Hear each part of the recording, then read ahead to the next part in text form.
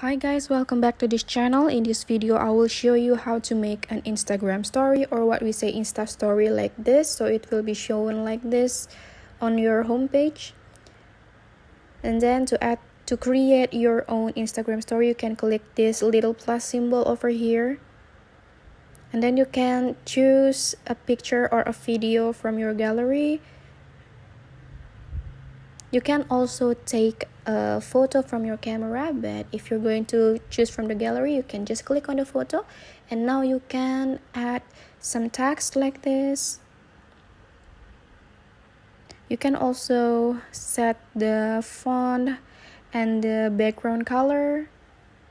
You can also click here to add some location, or you can mention. You can add questions, GIF, and many more from Instagram.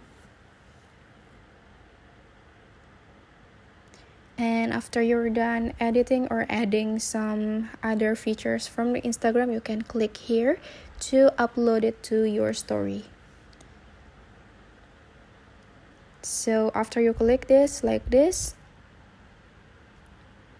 you can check over here to see if it's on process of uploading.